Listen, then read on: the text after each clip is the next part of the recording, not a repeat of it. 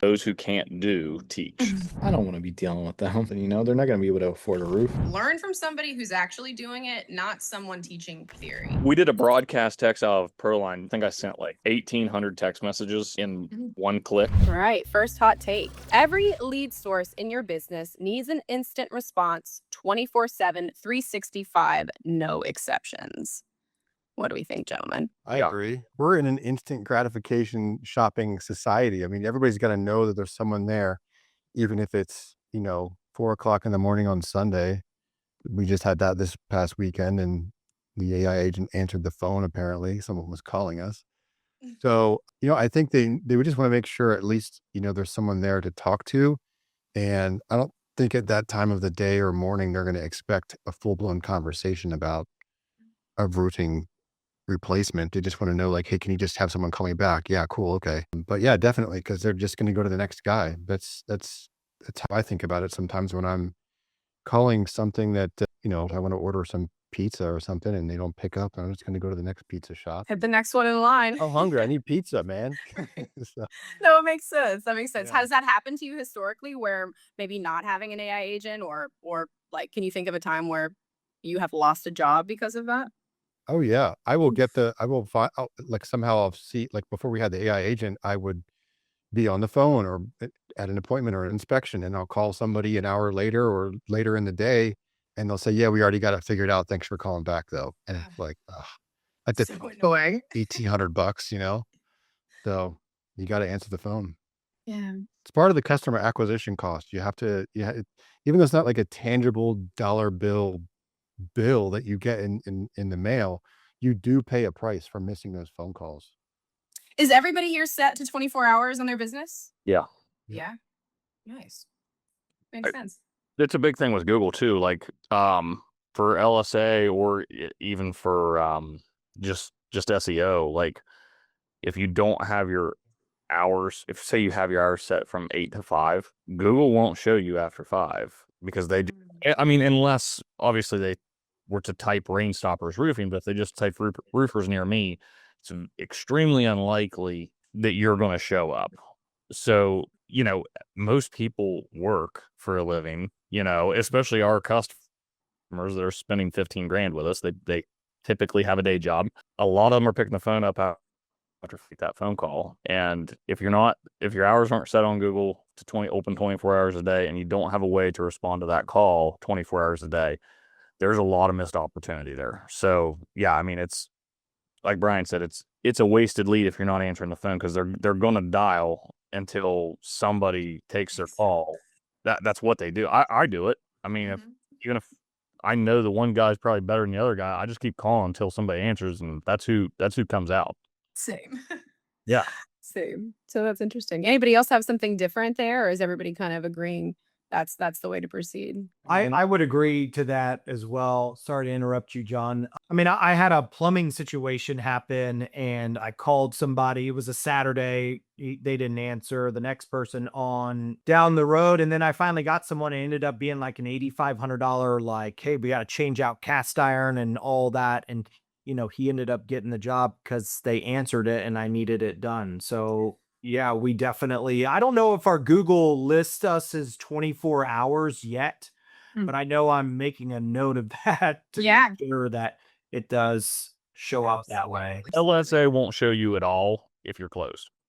From what I understand, like if you have to have LSA set to 24 hours or you will not show up in off hours, from what I understand. That's a good note then for anybody listening or anybody here, even as the panelist here. Figure out how to make that happen. Sounds like it makes an impact. John, you sound like you had some feedback. Yeah. I mean, are you just talking about like online availability, or are you talking about like picking up the phone and like It's any lead answering it? source. Any Yeah, lead that just comes in responding to from- leads immediately was the question. To a degree.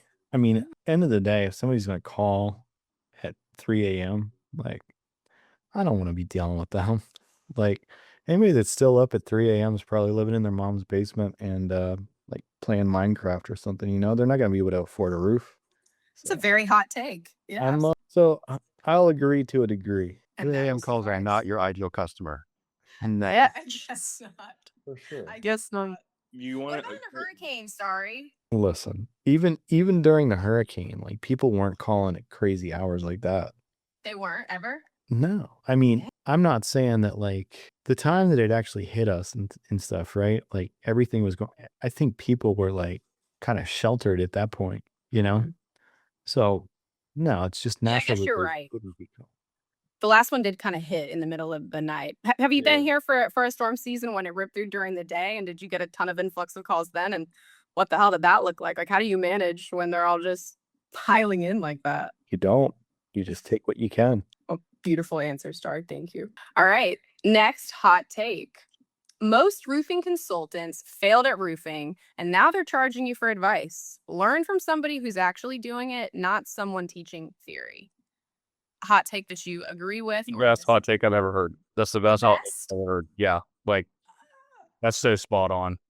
Why do you feel that way? So I heard a saying a long time ago, and some people are really not going to like this comment, but it is what it is because it's, in my opinion, very, very factually correct. Those who can't do teach. I've heard that. And it's like, it's really hard as a business owner to see all these people. You see the stuff on Facebook, scale your business to $1 million, and it's like, that's not really that difficult. Like, that's not even scaling. That's a one-man show. Like, that's not scaling. So don't even call it that, because all you're doing is taking advantage of these young guys trying to get into the industry that we need, by the way. It doesn't matter what the situation is. We need good quality competition. And right now, like, there's no young guys getting into this industry. I don't want to say there's none, but it's not like it used to be. It used to be everybody was in the trades. Now it's much harder. Like there's no pipeline, you're saying? Like It's it not might a be great somebody's pipeline. son that comes up, but there's no real pipeline. There's Interesting. not a real pipeline driving guys to this. Over the last 20 years, everybody's been so indoctrinated into going to college and getting a degree and getting an office job, when in fact there's some really, really great opportunities in the trades that make a lot more money than that office job probably would, with much different benefits, some good, some not. But the point is like, okay, you're learning from a guy that built a business to a couple $1 million, hated it, was miserable the whole time.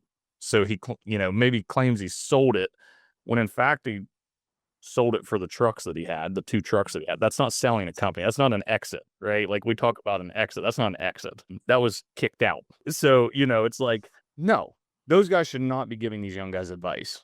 You should find mentors. I wouldn't call them consultants necessarily, but find mentors. Guys will help you for no cost, because we want to help. I know John and I talk to many younger guys, and we don't charge anything. We just have a call with them and give them some tips, some pointers, and that's what it is. Does everybody on the call today have a mentor? Scott T-Bay. Yeah, you're each other's. I love that. No, but seriously, Brian, Marian, you both have mentors? I used to have one. Yeah, I was paid Dave Sullivan and John. Dave did it. Ago. Dave did it. So like that doesn't count, right? Like that was good. Like, it was money well spent. I learned a shitload from Dave, but Dave did it. He was doing $10 million in business in the early 2000s. That's a good business. Like, there's a difference. You're like, than that bunch. Yeah. I'd like to throw a little shout out to like the Pro Chats podcast that just dropped. Like that Chris Zimmerman guy, man, like he's not like a guru or anything like that. He does hang out with your boyfriend though. What's his name with the hair? John Cenac. But It's everyone's boyfriend, to be clear. no, I'm just playing. But dude, that guy was like straight up spitting truth, and I was just like, man, I would get along with this dude. Like, get me to a dinner table with him. I need to chat with him for sure. No, I get it. Zimmerman is such a gem for sure. cool. And there's a handful of them like that in the industry, where when you get in front of them and you get to pick their brain, you're just like, how do I get more time? Like, how do I learn more? I just want to suck it all up. So I totally get it there. I don't think anybody else answered though, outside of Scott there, about this hot take. What do you guys think? I would definitely agree that you definitely need a mentor and you need mentees, right? So I'm working with a guy in Mississippi that is trying to, build his roofing kind of process. And I have a guy, a business coach who's not in the game as far as roofing game, but he works with a couple other big businesses. And then I also have a guy that's in this as well that I reach out that is a big portion of that. But I do think that that's a very hot take. Those, just like Scott had said, those who can't teach, right? I think Rory McIlroy even said on Sunday, like, his caddy is his kind of swing coach and all of that as well, right?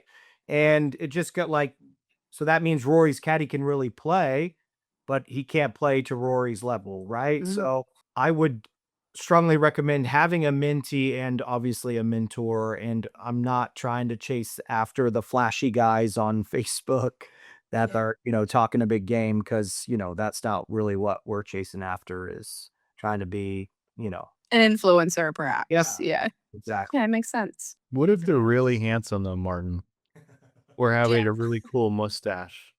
I was like, are you talking about yourself again? If I need beard help, it's definitely John Starry, no doubt. Absolutely. Who I just else? trimmed this thing this morning too, man. I'm looking proper, baby. Yeah, you're feeling yourself today. I love that for you. Brian on top, you've got that, that low taper fade, high taper fade. I mean, if you could combine those two people, wow, I bet that would be A that would- force oh, to reckon let's with. go. You know what I mean? That would be crazy. Unstoppable. Anybody else have any feedback on this hot take? I try not to distract myself with the likes of the younger generations that, haven't been through a recession or haven't been through hard times, and they had a roofing company for 3-4 years and they sold it. I mean, whatever. It's okay. Great. Good for them. But there's no long-term highs and lows that they went through to learn the hard way, the school of hard knocks.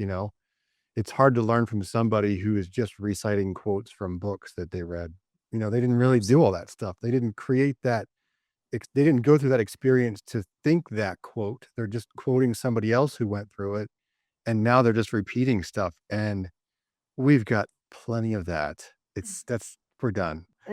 No, I'm with you 1,000%. It makes sense. We did have a couple things pop into the Q&A here. And I think I missed it. I'm on a new computer, guys, so I'm sorry. I'm not getting all my notifications. But around 4:40, Gordon asked, how do we get into AI? Gordon, if you're still in the chat room with us here, can you give us a little more context around what specifically in AI you're asking about? If you're already a ProLine user, we can answer questions specific to ProLine. If you're not, happy to answer questions about the AI process or new installments, whatever that would be. Just pop over some more context and we'll get back to it. Ian said mentors are huge. Best place to find them is trade shows and networking. He also said Chris Zimmerman is one of his mentors, phenomenal person and teacher. Adam Patterson is another great one. So love that, Ian. Thank you so much. Didn't Adam move to Germany or Germany. He did. He did. something? Okay, Gordon said, like ChatGPT, best roofer in Orlando for apartments. Example. Okay, so I guess he's asking, how can his roofing business become recognizable and known by AI entities like a ChatGPT, like a Claude, etc.? What have you guys found? I'll kind of speak on that a little bit if that's all right. Yeah, get after it. All right. So I don't think anybody has really cracked the code on like how to really just show up on any and every AI search. But I do know that AI is looking a lot for content with a lot of meat behind it, right? So if you wanted to make a page about like how much does a roof cost in Orlando, Florida, you'd want to kind of break down like all the different aspects that make that roof cost X amount, whether it be materials, whether it be size, whether it be complexity, whether it be number of stories and things like that, and get like really in depth and in detail with those sorts of things. But like one thing that I could definitely recommend if you want to start ranking on AI though, I'm sure you guys all know who Marcus Sheridan is, but he actually runs a site called AI Trust Signals, and that's absolutely huge. Like I don't think anybody's truly figured it out 100%,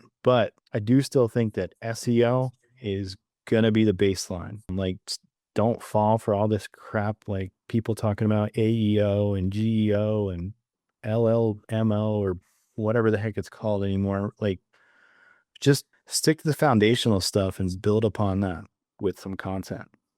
That's what I would say. What about Reddit and press releases? I don't know. What about that, Allie? That's what he's asking.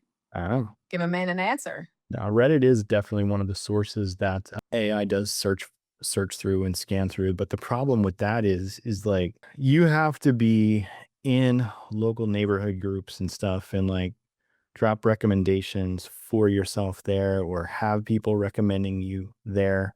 And like a lot of those like local like Orlando groups and things for like he was talking about Orlando. So they're real specific about like what you can and cannot post. Like some of them don't let you post a URL. Some of them don't let you post a phone number. And without those things, they can't really map back to your like name, address, and phone number and stuff as well as what it otherwise could. So Right. Yeah. Post, but not as a roofer. Right. So yeah, and I kind of play around with it a little bit on mine. I know it's a different wheelhouse, but instead of posting in the replies, maybe you would have some success with like creating some kind of landing page or something that they would click on to drive traffic back. I don't know if any of you guys have ever had any kind of success with that on your ads, but we have some success on our side, so I thought I'd share. Any other questions, guys? The Q&A has been lighting up here, which I love to see, so feel free to pop over any questions you might have. Doesn't have to be anything that we discussed today. It can be anything that you have going on in your business, maybe a part of your process that just feels a bit heavier than it needs to, and you want to ask somebody for a little bit of advice. getting into like playing around with AI and stuff, like I've been doing all kinds of crazy stuff. To try to get recognized. You know, we do have a partner.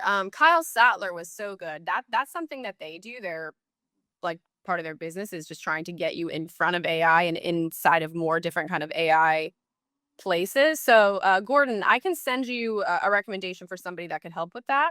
But these gentlemen are offering up some great suggestions to kind of, get started today and see if you can figure out some of it on your own. Google is expensive. Yes, absolutely. You guys have any insight here? If he was going to drop a certain amount of money on one method here to get in front of AI, what would you recommend?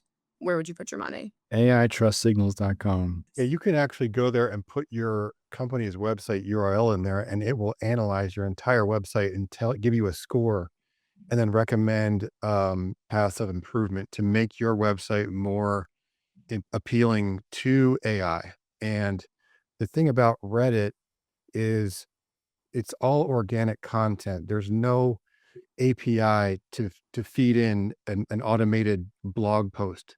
So AI does like Reddit for that, because every comment or entry in there is made by a person. So it is trustworthy in that aspect, but you can't say it's a tricky new endeavor to go through there. But you can't say like things like I can replace a tire on a Lamborghini for $500. It's like, where do you even get that from? So it's like you can't really trust a person that says something like that.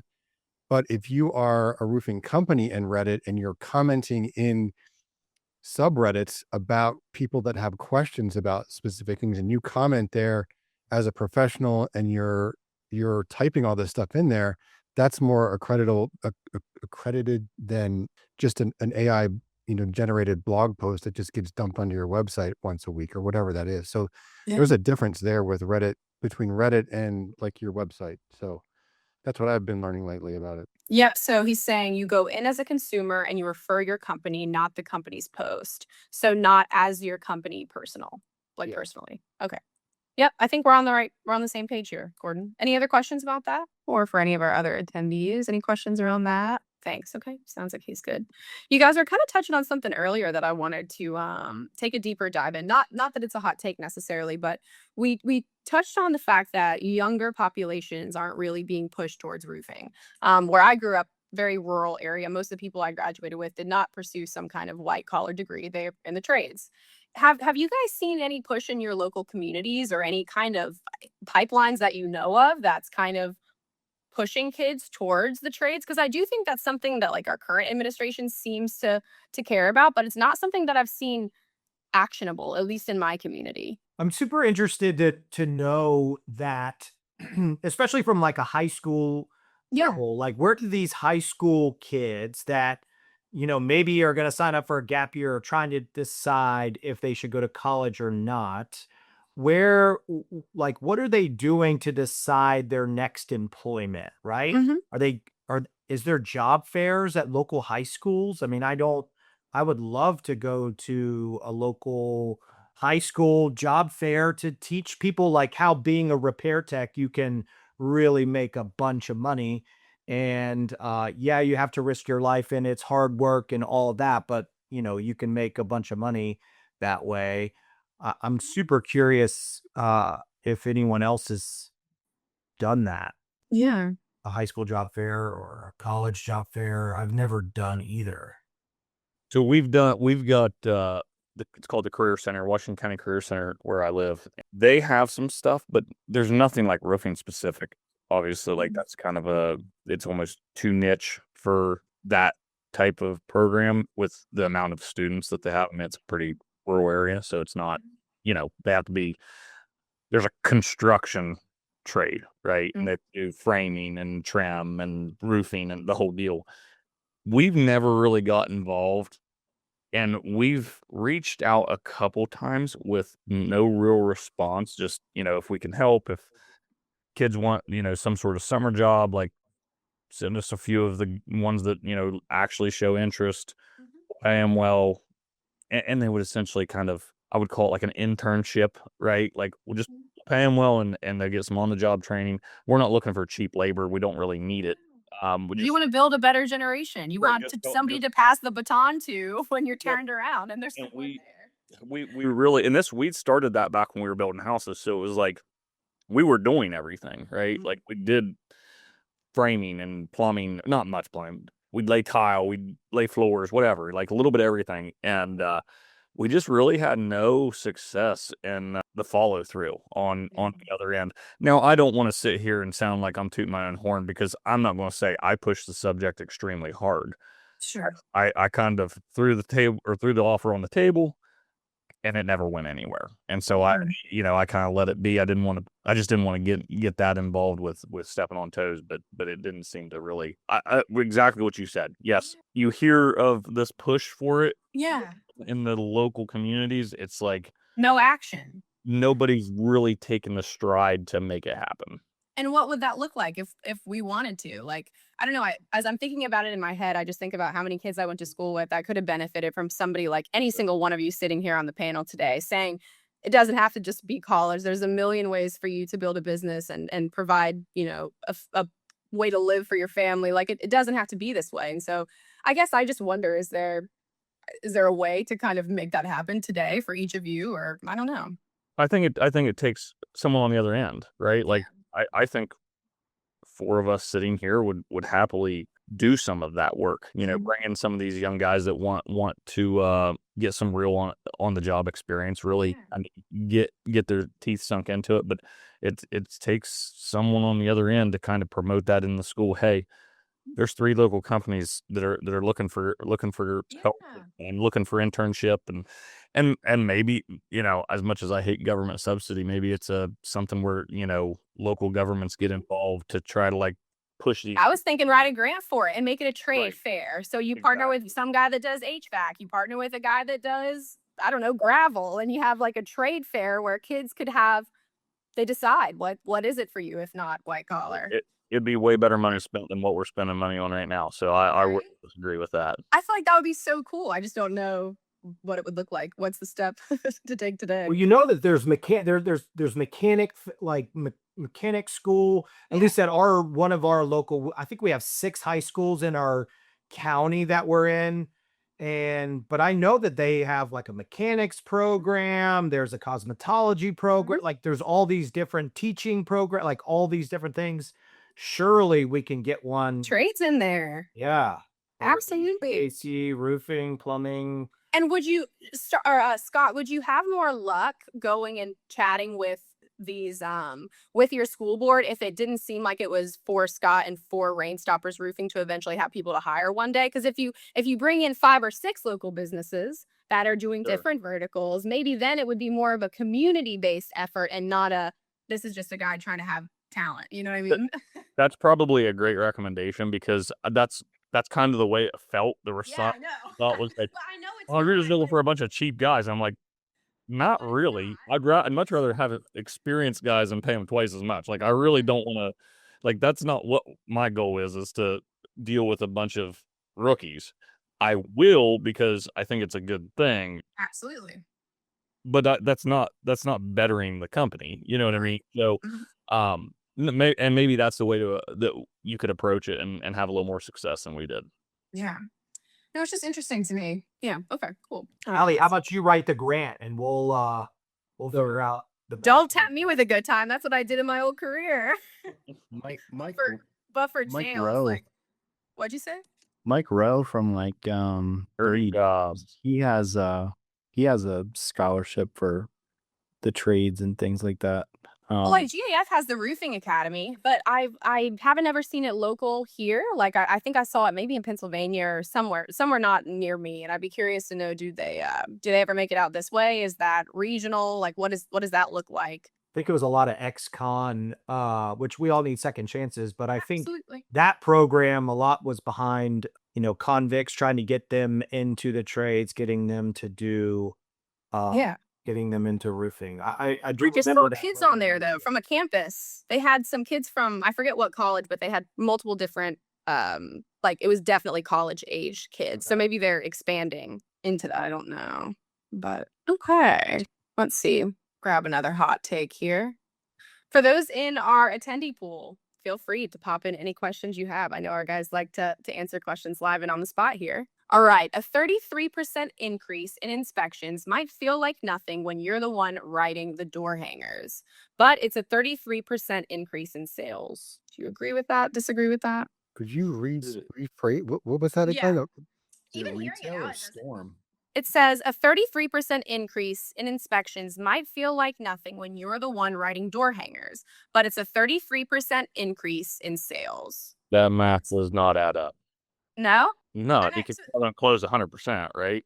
So the notes behind it are the math is huge, the feeling is not, consistency is key. That's like the message behind the hot take, but it didn't even feel like it made sense when I said it. So I feel like he's on the right track. Like, Yeah. like I feel like the hot take is on the right track. I think We're almost there. consistency is 100% key. It's just like with Facebook, right? The algorithm tracks consistency more than mass posting. Like if you're posting every day 3 times a day, it's going to love it compared to 100 posts this week and not again for 2 weeks. So consistency is always key, but the math does not add up in my opinion. Let's see. Anybody else have some feedback on that one? Every time you do an inspection, do door hangers around that inspection. Should just be like part of the activity, I guess. There's a really, really, really wise guy.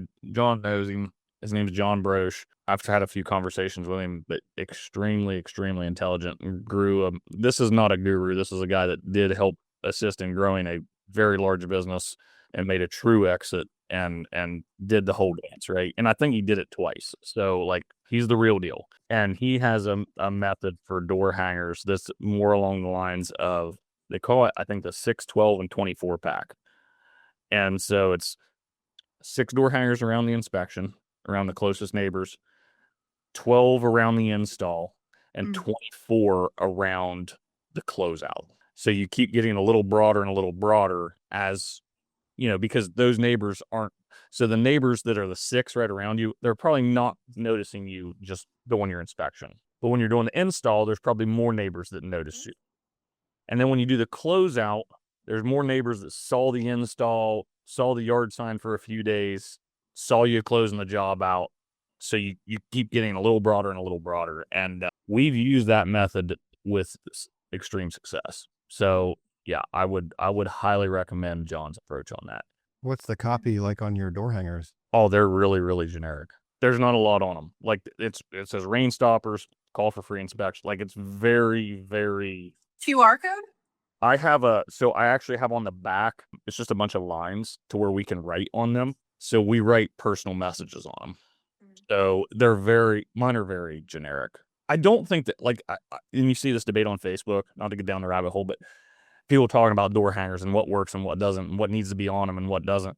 I don't think that's really the point. Again, it's consistency. It's doing it at every job 3 times around every every finished build, and always hanging them, because most people throw them in the trash, but there's always got one person in the neighborhood that's like, daggone, he gave me 3 of these over the last month, and Betty down the street raving about them, and I do need a roof. It's It's just that one. You're not trying to get all 24 of these that you handed out. Yeah. You just get one. That the ROI on what, $12 worth of door hangers is extremely Pretty high. solid. Yeah. Right. Like, it's the cheapest lead you ever get. So yeah, it's just consistency again. There's not a special artwork that's going to get you leads. I think it's just consistency. Yeah. That's really fair.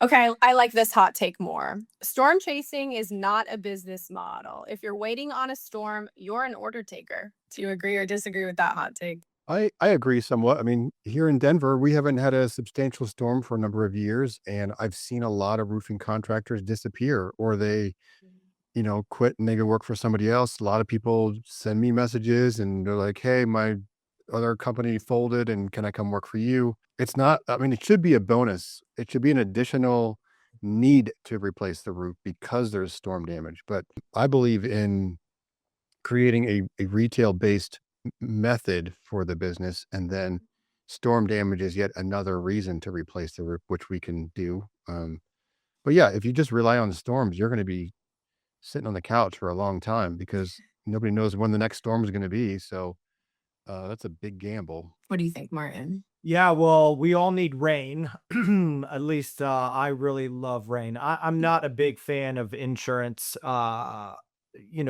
kind of rode that wave when I started in 2006 in the industry. Now I'm just full on retail. I'm not into the energy vampires of battling claims and all of those things. I do think that you're kind of an order taker because, anyone can sell a roof for $1,000, $2,500. Find the guys that can sell it for, $20,000, $25,000, $30,000. That's an art form. And so when we don't have storms in the Atlanta market, I love it because it weeds out a lot of the riffraff from the storm chaser model. And I'm just not a super fan of that at all. Yeah, totally fair. What about you, John? I don't think that anybody's really an order taker. It doesn't matter if you're, I think the same thing could be said about, lead babies on the retail side of things, if you're just given a price, I mean, If you're waiting to get fed, you're not you're really a one lion, you're a but, cat in the I mean, zoo. I think if anything, I mean, if people are going out and self-generating their own business and digging up their own deals and things, like, they're anything but an order taker. I don't agree with that at all. I love it. Let's see. Is T-Bay still with us on here? You're in Atlanta, Martin? I am, yeah. Dude, I'm buying a house in South Carolina. It's like 2 hours from Atlanta. Wait, what part of South Carolina? Greenville. Yeah, that was right where I went to school. I lived in Greenville for a little bit after college. Greenville's an awesome town. It really is. Well, it's actually 15 minutes outside of Greenville. It's like on the top of this mountain called Paris Mountain, I guess. And but I like to escape to the woods sometimes. People like me probably should never leave the woods, but anyway, I'm looking It's forward. beautiful out there. I've When been is it looking gonna be for a done? log cabin forever. No, I'm using it as like an Airbnb. Nice. When have you already stayed in it then? No, I'm going to see it in person on Sunday, and I'm doing a virtual here in about 5 minutes.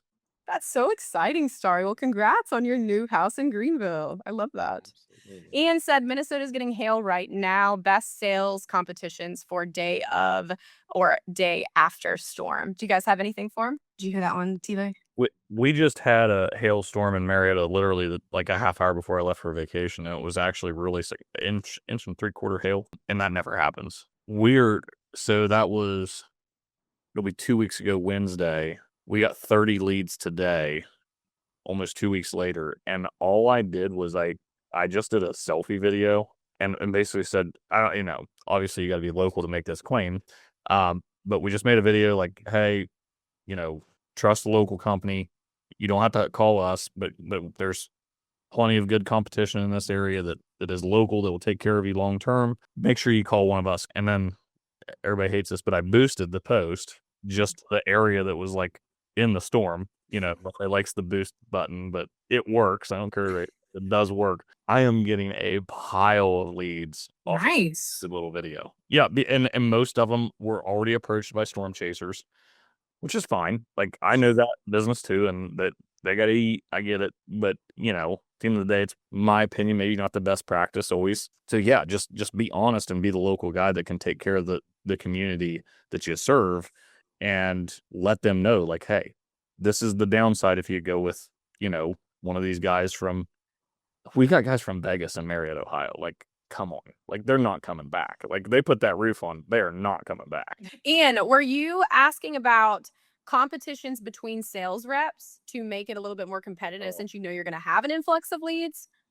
Or did T-Bay just answer the question you had? I just want to make sure that we're understanding what you're asking. And then Jennifer said, can vouch. His posts and text blasts have done wonders getting us more local leads. So you got some reinforcement in the chat, T-Bay.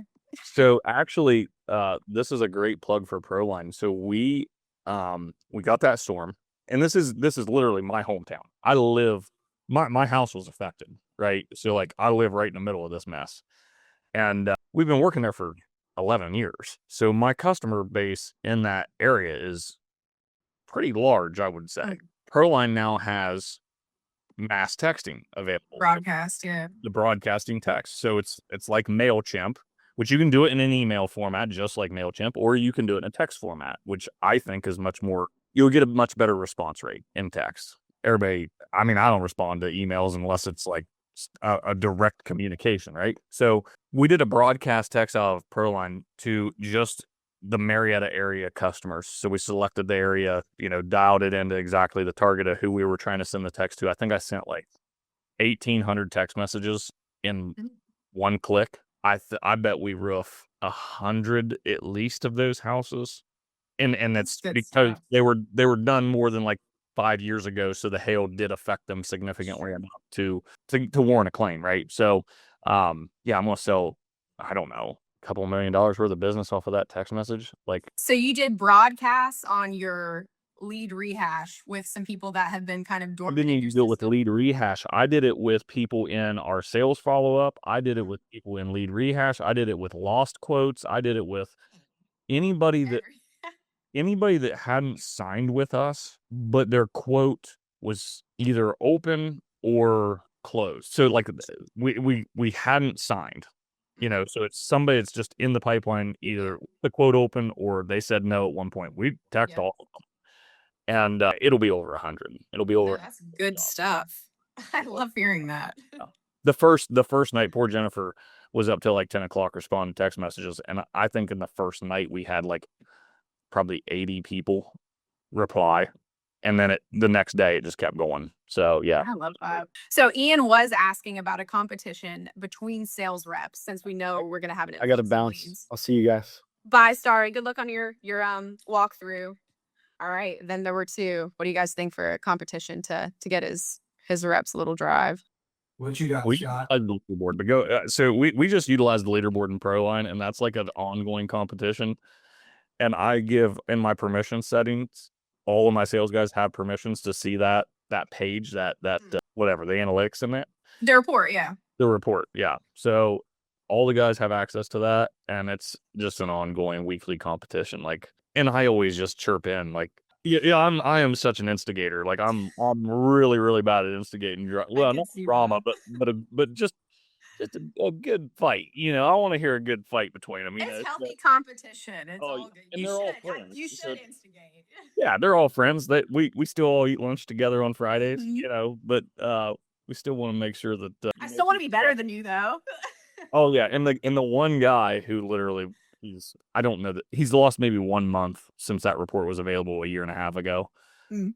Maybe, I don't even know if that's true. Right. He makes sure he lets everybody know who's at the top. They usually do. Yep. They I love it. usually do. Because it just drives everybody else. Everybody else is like, damn him. You know what I mean? Like, I gotta freaking get after it. So Yep. Yeah, I've got a guy. He was our Q1 winner, and but you know, he had an awesome pipeline and was the top in the company. And now this month so far, he's only sold $700 worth of roofing, right? And it's eating him alive, right? It would. He's Yeah. Rushed everyone in Q1 and he sold all these jobs, but now it's like, oh crap, I'm on the bottom of the leaderboard. So we always emphasize, you know, from a store model, we emphasize revenue for monthly revenue, highest profitability for a roof repair or a new roof. And then we obviously do that quarterly competition as well. Like, it doesn't matter to me if you did 1,000 inspections or you went and knocked all these doors. Like, to me, we value writing an estimate, right? Because you can't sell an inspection. You can sell an estimate, but you can't sell an inspection. So we care more about how many estimates you've sent out. That's one of our competitions as well. Highest profitability, total revenue, most roofs sold. That's really what we're chasing after with our competitions. Well, that makes sense to me, fellas. I think it is officially the end of this episode, but I really enjoyed having you guys on today, and I'm excited to do it all again next Monday at 4:30.